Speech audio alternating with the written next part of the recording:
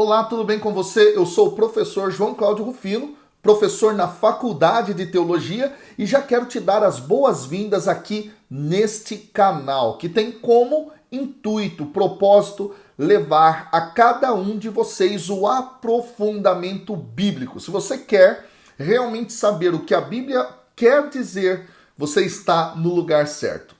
E hoje eu quero já dizer a vocês que o texto é muitíssimo interessante. Trata-se daquela perícope famosa de Jesus na cruz conversando com o bom ladrão. E aqui nós vamos ver os detalhes, o que realmente isso significa. E eu posso já te adiantar uma coisa. Muitas pessoas entendem muito pouco do que esse texto realmente quer dizer. Ele é espetacular em todos os seus versículos e no versículo final é algo espetacular. Nós estamos então aqui falando do texto de Lucas, no capítulo 23, versículos 35 a 43. Antes da gente mergulhar nesses versículos tão profundos, eu já quero pedir que você faça o seguinte, que você nesse momento já possa curtir, fazer o seu comentário, deixar aqui a sua inscrição feita neste nosso canal, ativando o sininho para as notificações. Ajude-nos a propagar a verdade da palavra de Deus para toda a face da terra, beleza? Então vamos, sem mais delongas, fazer a leitura do nosso texto e a interpretação. Diz assim: o povo permanecia lá a olhar. Os chefes, porém, zombavam e diziam: a outro salvou, que salve a si mesmo. Se és o Cristo de Deus, o eleito. Os soldados também caçoavam dele, aproximando-se, traziam-lhe vinagre e diziam: se és o rei dos judeus, salva-te a ti mesmo. Havia uma inscrição acima dele: este é o rei dos judeus. Um dos malfeitores, suspensos à cruz, o insultava, dizendo: não és o Cristo? Salva-te a ti mesmo e a nós. Mas o outro, tomando a palavra, o repreendia: nem sequer temes a Deus, estando na mesma condenação? Quanto a nós, é de justiça. Estamos pagando por nossos atos, mas ele não fez nenhum mal. E acrescentou: Jesus, lembra-te de mim quando vieres com teu reino. Ele respondeu: em verdade te digo, hoje estarás comigo no paraíso. Pessoal, então, para a gente poder entender esses versículos que acabamos de ler, torna-se fundamental compreender que eles fazem parte de um conjunto maior. Exatamente. Se nós voltarmos no mesmo capítulo 23 de Lucas, mas lá no versículo 26, a gente vai ter o início desse processo da paixão de Cristo. O que é fundamental aqui para nós? É ter clareza de que todo esse conjunto textual tem como pano de fundo a teologia daquilo que é conhecido no Antigo Testamento como o servo sofredor. Vou me fazer mais claro ainda.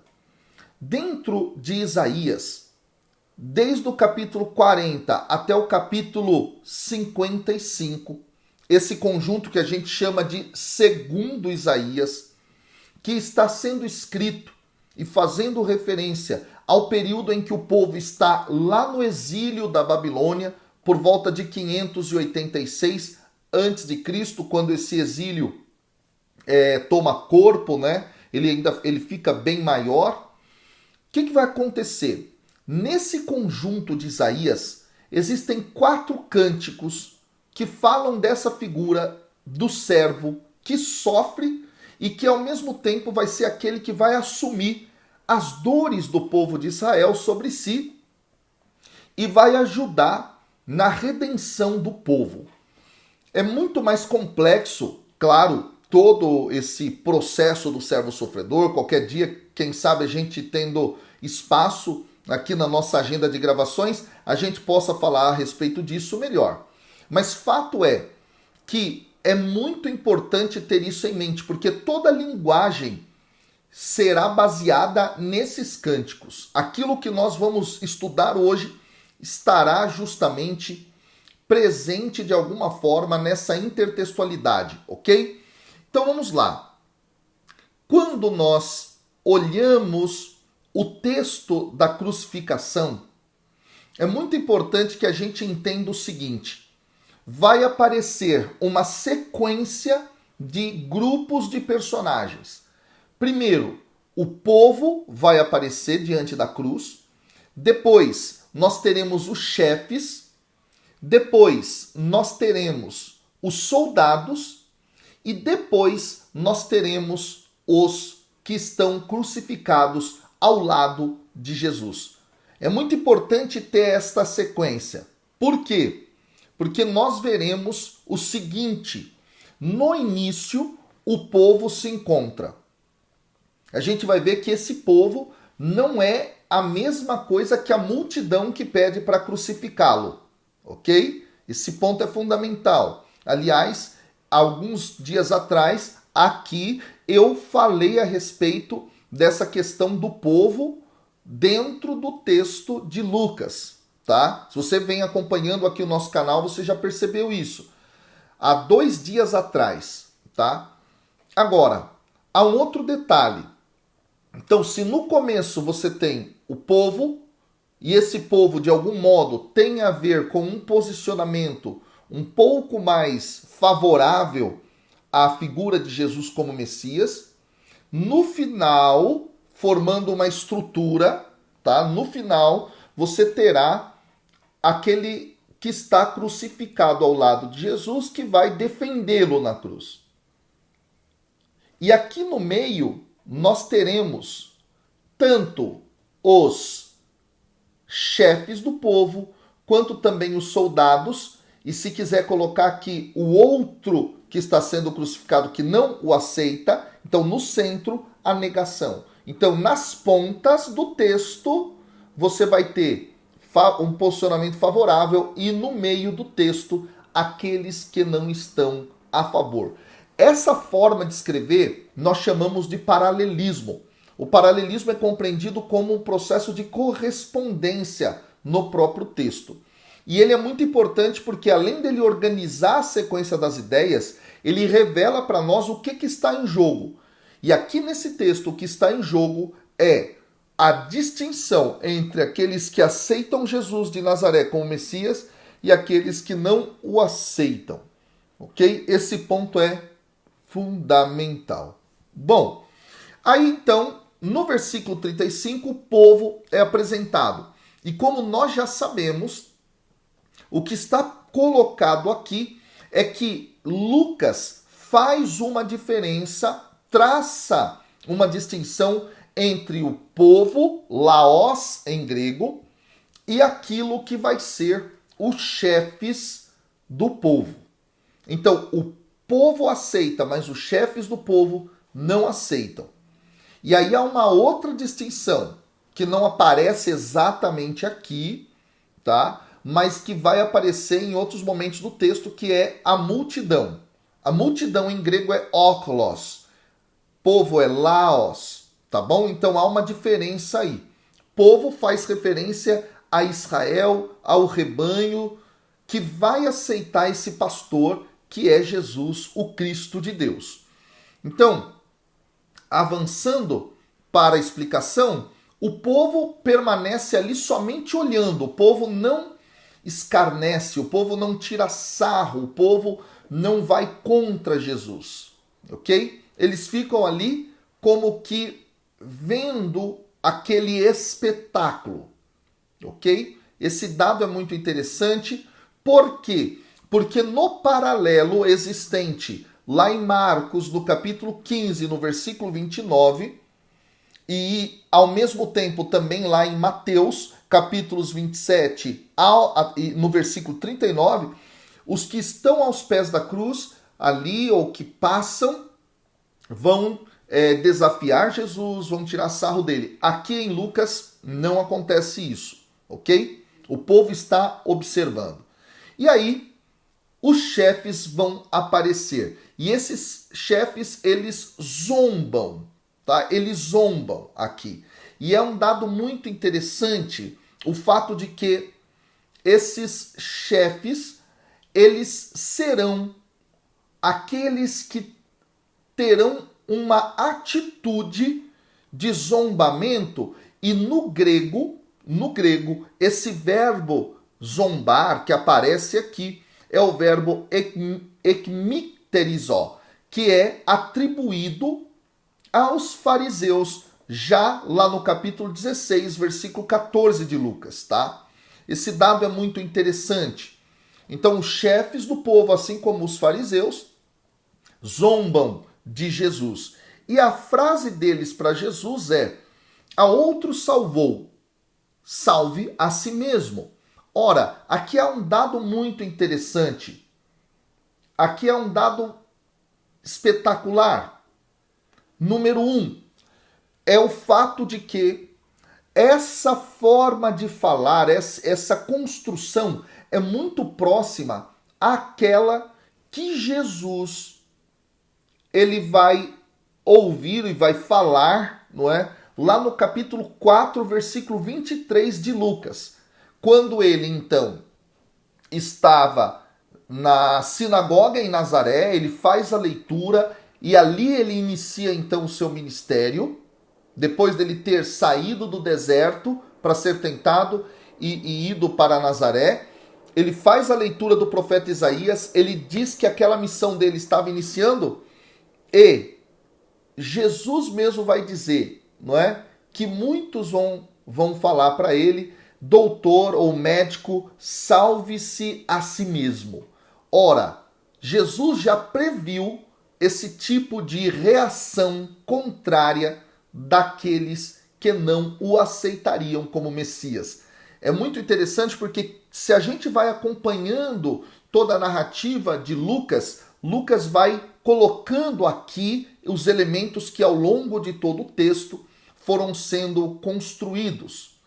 E aí é muito interessante que estes vão falar para ele isso, salve-se a si mesmo, e também é dado interessante, pessoal, que quem foi lendo o texto de Lucas percebe que Jesus muitas vezes salvou a outros e disse, não é? Vai, a tua fé te salvou, vai, a tua fé te salvou e tal. Isso vai aparecer no capítulo 7, versículo 50, capítulo 8, versículo 48, capítulo 17, versículo 19, capítulo 18, versículo 42. E ele vai ser entendido como o Salvador. Se você olhar, por exemplo, lá no capítulo 2, versículo 11, e na obra lucana, passando para Atos dos Apóstolos, capítulo 5, versículo 31, capítulo 13, versículo 23. Quando, então, os chefes dizem salva-te a ti mesmo, o leitor entendeu qual é o impacto dessa frase para a obra lucana. Eles estão justamente colocando à prova que Jesus é o Salvador realmente. E aí é muito interessante, por quê? Porque na continuidade da fala dos chefes vai aparecer: se é o Cristo de Deus, o eleito. Ou seja, aqui é um dado muito interessante.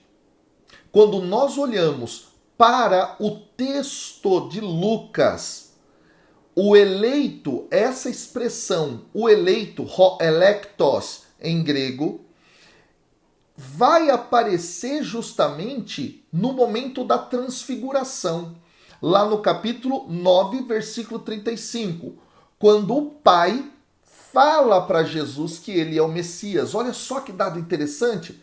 Então, no momento da glória da transfiguração, ele é o eleito. E aqui aparece essa mesma expressão na cruz. Ok? Bom, vamos avançar. No versículo 36, os soldados caçoam dele também. E aí aparece um dado interessante de comparação com a tradição de Lucas em relação a Mateus e Marcos. Tanto em Marcos, capítulo 15, versículos 16 a 20, quanto em Mateus, capítulo 27, versículos 27 a 31, você vai ter uma cena que Lucas corta, Lucas não a conta, que é justamente a cena logo depois que Jesus sai da presença de Pilatos e que os soldados vão colocar uma coroa de espinhos na cabeça dele, vão tirar sarro, toda aquela parte. Isso não existe em Lucas. É possível que Lucas não tenha colocado dessa forma, justamente para que um leitor que fosse romano não tivesse, tá?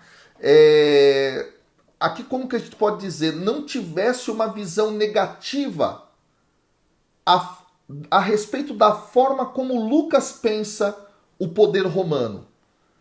Talvez, e isso alguns vão dizer, Lucas corta essas críticas mais diretas ao poder romano pelo fato de que ele não queria, de algum modo, que o seu texto fosse, de alguma forma, deixado de ser lido. Tá? E esse dado é muito interessante. Talvez até também que esse texto fosse pego e não censurado, ou melhor, né? Censurado de alguma forma. Então esse dado é muito importante, pessoal, ok? Então ele vai incluir só um pouquinho dessa tradição aqui e vai mostrar que os soldados caçoavam dele. E uma forma deles fazerem isso era levando a ele, Jesus, vinagre. Ora, o termo em grego que aparece aqui é o termo orros. E esse termo, na realidade, ele designa o vinho azedo. Então é um vinho aqui, ok? E essa expressão vai aparecer lá no Antigo Testamento grego, lá em Números capítulo 6, versículo 3. Quando se fala daquele que não vai beber vinho e etc, ok? Esse dado aqui é muito interessante. E depois, trata-se também de uma alusão àquilo que está em Salmo 68, versículo 22, quando diz assim: na minha sede eles me deram vinagre para beber. Aqui o vinagre é em grego orros, de novo no Antigo Testamento grego. Então é o vinho aqui. É muito interessante que Lucas constrói isso e parece que o que ele tem em mente, na realidade, é aquele gesto que Jesus faz quando ele está com seus discípulos e partilha com eles o copo, o cálice com o vinho. Que é o momento justamente em que lá no Calvário, ele está lá no cenáculo, ou melhor, ele está fazendo referência ao Calvário. Esse dado é muito interessante. Então parece que aqui seria, de alguma forma, a consumação desse processo. Alguns autores vão apontar para essa ideia, ok? Bom, aí nós entramos no versículo 37, quando então os soldados repetem: se és o rei dos judeus, salva-te a ti mesmo, ok? É um eco da fala dos chefes do povo. E aí no versículo 38 vai aparecer justamente a seguinte coisa: e havia uma inscrição acima dele. Duas coisas a gente precisa entender. Uma, a utilização do e. Esse e em grego é kai, é a conjunção, ok? Kai, em português, e. Parece que o autor liga a inscrição que vai aparecer na cruz com o fato de que isso poderia ser uma zombaria, não é, por parte dos soldados. Tá? Esse dado é muito interessante. Ao mesmo tempo, a segunda coisa fundamental na compreensão aqui é que o termo inscrição que vai aparecer em grego é epígrafe. E o termo epígrafe era utilizado justamente para falar daquilo que era parte das execuções no período romano. A gente encontra referência a isso no historiador Suetônio, no livro A Vida de Calígula, lá no capítulo 32, o número 2, ele fala a respeito disso, né? Que os crucificados recebiam uma epígrafe. Então esse dado é muito interessante. Então, seria um zombamento ou não? A mim me parece que sim, tá? Seria nesse sentido, então, uma ironia feita com Jesus aqui. E aí vai aparecer, este é o rei dos judeus. Bom, aqui é muito interessante só apontar o seguinte, existem diferenças sobre o que estava escrito nessa placa, nessa epígrafe, se você comparar os evangelhos. Por exemplo, em João capítulo 19, versículo 19, vai aparecer Jesus, o Nazareno, o rei dos judeus. Depois em Marcos, capítulo 15, versículo 26, vai dizer que aí estava escrito o rei dos judeus.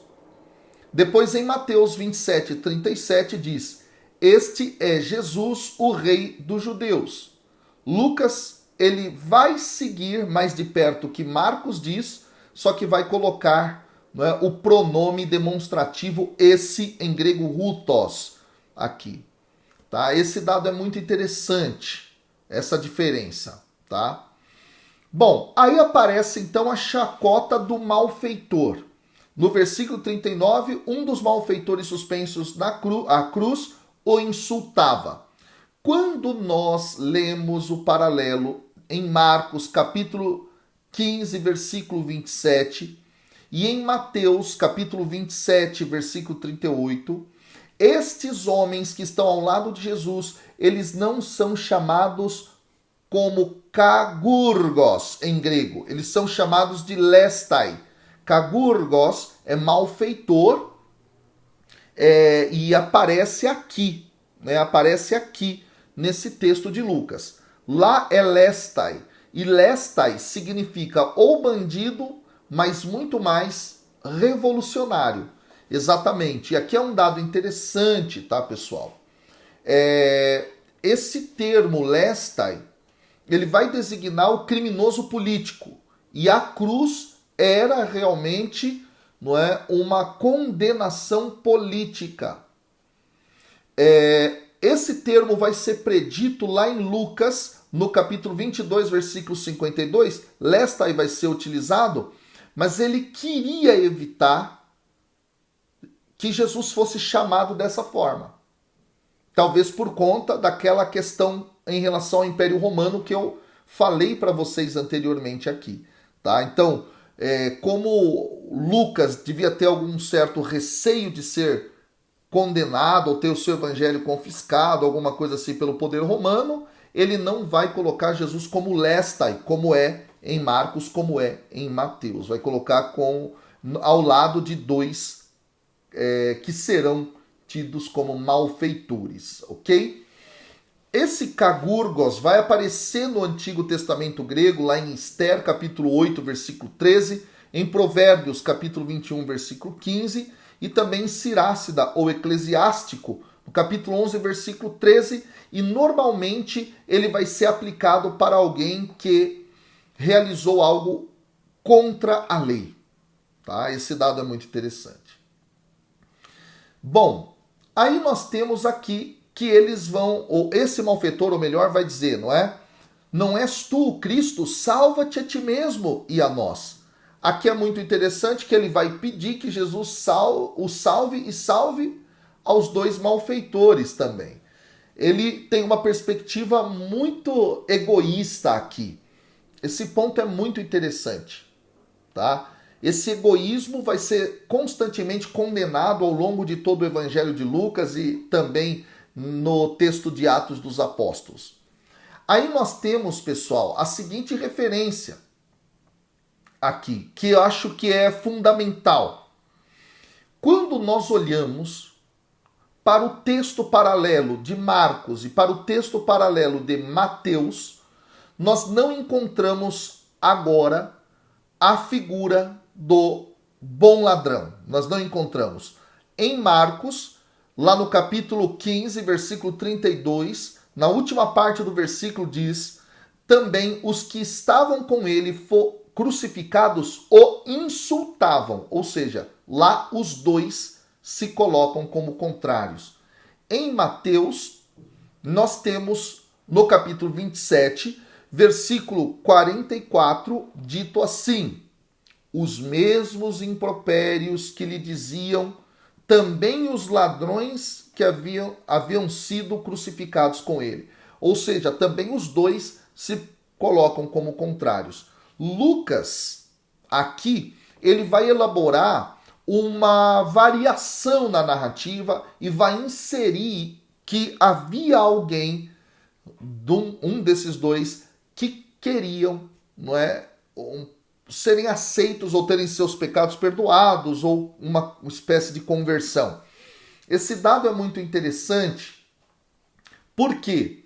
Porque quando nós lemos os versículos 40 ao 43 aqui do capítulo 23, a gente percebe que Lucas construiu um relato como os relatos de conversão que ele construiu ao longo do texto. Então, por exemplo, no capítulo 7, versículos 36 a 50, capítulo 19, versículos de 1 a 10, depois lá em Atos, capítulo 9, versículos de 1 a 25, depois no capítulo 10, também processo de conversão, capítulo 16 de Atos, versículos 14 e 15, depois do 29 ao 34, Lucas construiu um relato de conversão na cruz. Esse dado chama muito a nossa atenção. E aqui então ele começa a falar desse que vai se converter. Mas o outro, tomando a palavra, o repreendia. Nem sequer temes a Deus estando na mesma condenação. Aqui a palavra condenação em português, em grego é crima, e crima pode significar julgamento ou sentença. Nesse sentido, a gente pode compreender essa expressão de duas formas. Uma, os três estão sofrendo a mesma sentença de morte, ou ainda, não é, e pode ser também ao mesmo tempo, uma coisa não vai anular a outra, é que todos os três estão sob o julgamento de Deus ao enfrentar aquela morte. E aí a expressão que este ladrão, esse malfeitor vai dizer, é justamente teme a Deus. Não é? Você não teme a Deus? Quer dizer, esse temor a Deus aqui vai se tornar apropriado porque parece que há um julgamento de Deus ocorrendo na cena, e aqui então, diante desse julgamento de Deus, ele precisava, ou seja, aquele outro precisava ouvir que eles estavam diante do julgamento do Senhor. É muito interessante isso aqui, tá? Aí o versículo 41. O versículo 41 vai dizer: quanto a nós é de justiça, estamos pagando pelos nossos atos, não é? Mas ele não fez nenhum mal. Veja, aqui vai aparecer pela quarta vez a declaração de inocência de Jesus.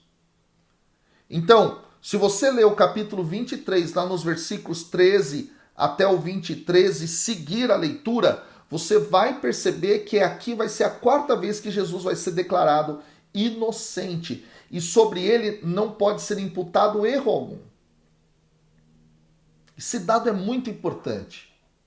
E quem vai declarar essa inocência é, num momento, o Império Romano. E depois, quem vai declarar a inocência é esse sujeito malfeitor que está aqui.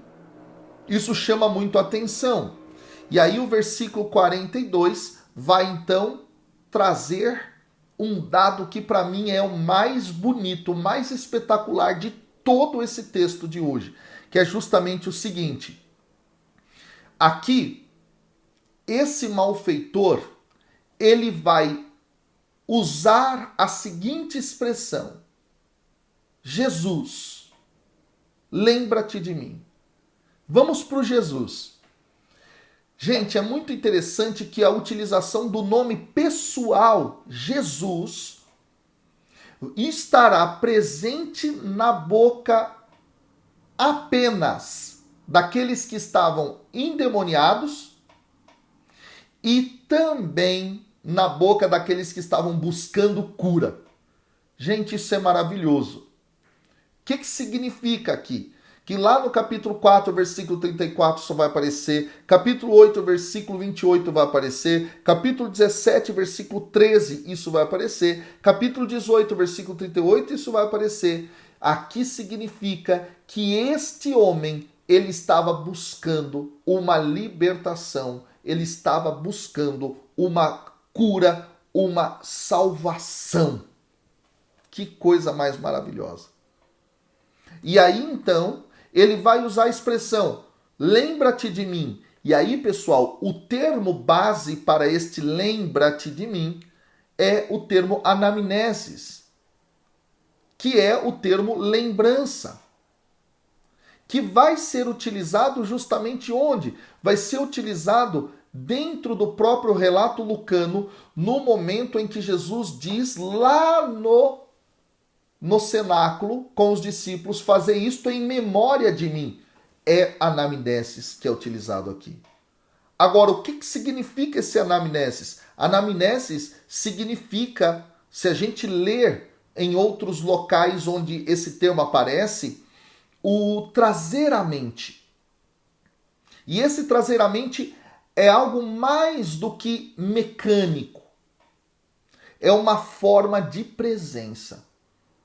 Então esse termo nós encontramos inclusive nos escritos de Platão, lá no Fedro, tá no 72e e também no 92d. E o sentido vai ser esse, é uma forma de presença. Olha que dado interessante. O que esse homem está pedindo? E aí olha só, lá no Antigo Testamento grego, os verbos anamnesko e mimesko, eles vão ser utilizados justamente para traduzir o termo hebraico zahar. E esse zahar, com seus respectivos substantivos, como o substantivo zichron, por exemplo, em hebraico, não é? Tem um forte senso de manter em mente, manter vivo dentro da mente. Esse dado é muito interessante e aqui a gente vai encontrar isso desde Gênesis, passando pelo Êxodo, passando por Neemias, segundo Samuel também, Ezequiel vai aparecer, em Tobias vai aparecer, enfim, em vários textos isso vai aparecer com várias referências, ficaria até muito longo se eu citasse todas aqui.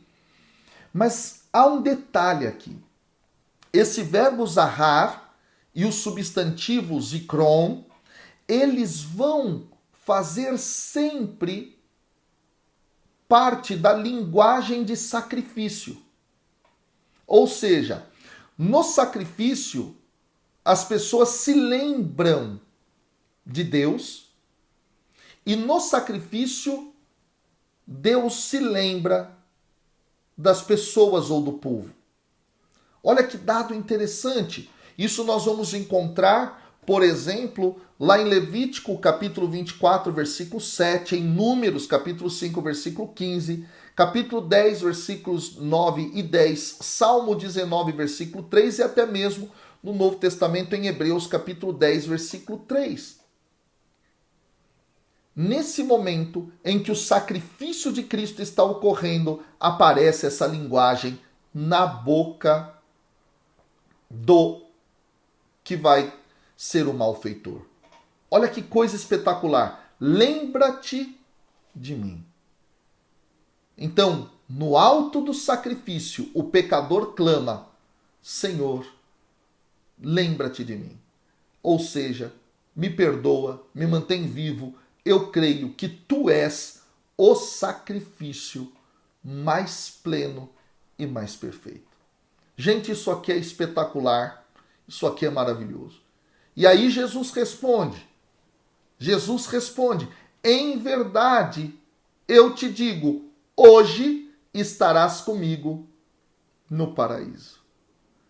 O hoje é a expressão que nós já sabemos, dentro do Evangelho de Lucas, aparece constantemente. O hoje se remete ao presente tempo da graça. E aí, meus irmãos, é muito bonito compreender que aqui há um eco daquilo que está em Isaías, capítulo 53, versículo 12, onde diz: por isso, eu lhe darei muitos como a sua parte, e com os poderosos repartirá ele o despojo, porquanto derramou sua alma na morte, e contado com os transgressores, contudo, levou sobre si o pecado de muitos, e pelos transgressores intercedeu. Olha que coisa maravilhosa. Em um dos cânticos do servo sofredor de Isaías, essa expressão aparece, que é aquele que estava ali e que derramou sua alma na morte, ele intercede pelos transgressores. Que texto espetacular, gente. Que coisa mais linda e mais maravilhosa é a palavra de Deus. E aí termina com a expressão paraíso, que vai aparecer como o lugar onde os justos aguardavam a ressurreição, lá no capítulo 16, versículo 22 a 31 e no versículo 22 do próprio Evangelho de Lucas. Que Deus te abençoe. Aqui nós encerramos. Daria para falar muitos outros detalhes, mas o tempo nosso é sempre muito curto. Até amanhã, com a graça de Deus. Valeu, gente!